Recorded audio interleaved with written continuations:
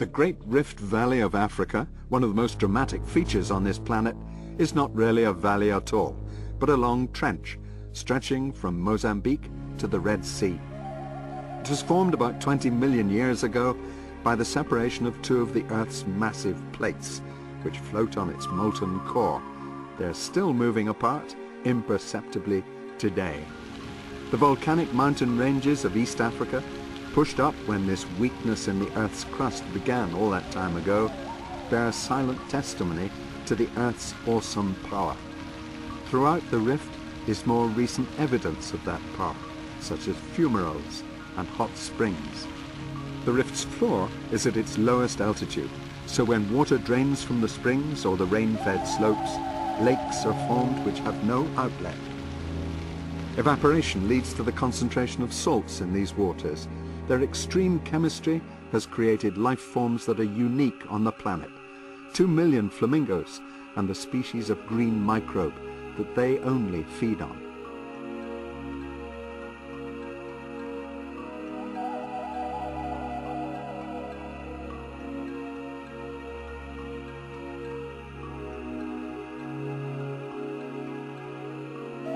At just one location in Kenya, where a spectacular extinct volcano rises 1,000 meters above the floor to create a distinctive landmark with a secret world inside its complete crater, is something completely different from all the rest.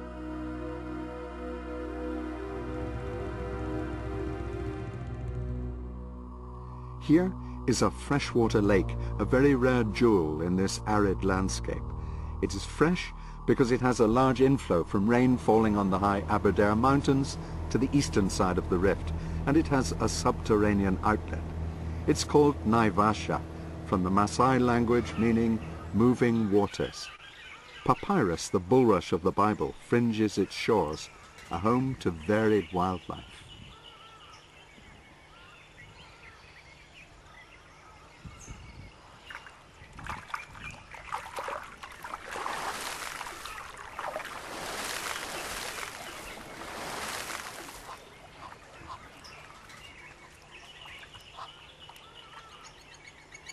As a result of the fresh water, many aquatic species find a home in this lake.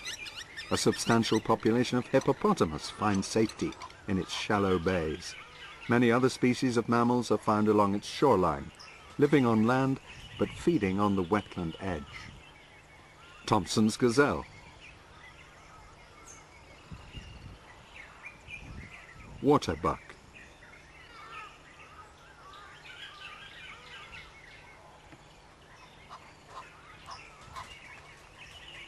impala, zebra,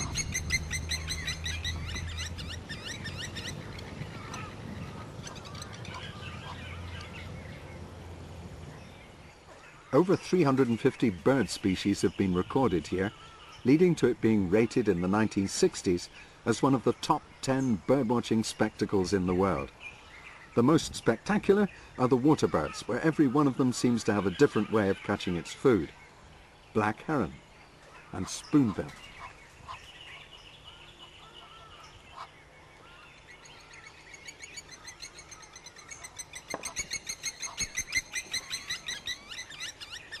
Pied kingfisher.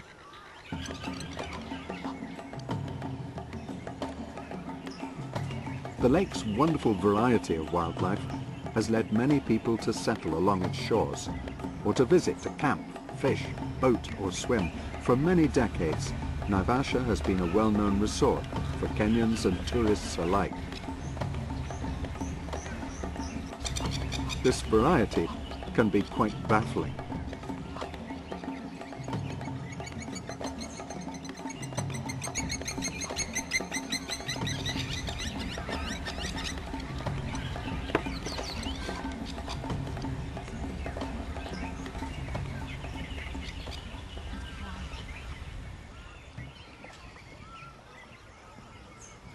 But pressures of the modern world, especially the increasing value of lake waters to humans, led the local community in the 1990s to look for ways of conserving this gem, to encourage wise use of the waters.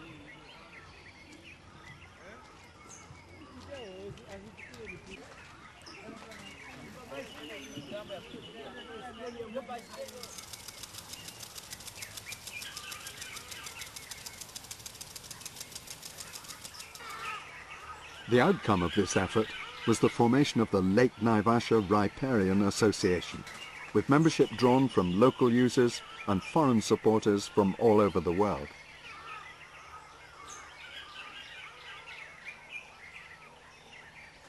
They chose the fish eagle as its logo because it's at the top of the lake's food web, and as such it's an excellent indicator of the lake's health. The association lobbied the Kenya government so that in 1995 it declared Lake Naivasha a Ramsar site, only Kenya's second Ramsar site at that time. Ramsar sounds like a strange modern acronym, but it's actually the name of a small city in Iran, where in 1971 an intergovernmental treaty was signed which provides the framework for national action and international cooperation for the conservation and wise use of wetlands and their resources. There are presently 146 countries that have signed the convention, with 1,500 wetland sites, over 1 million square kilometers, included in the Ramsar list of wetlands of international importance. Kenya now has 5 of its Rift Valley lakes under some form of protection, but at the time, Naivasha was only the second. It's still a rare lake throughout the world, in that the impetus for its protection came from local people rather than national government.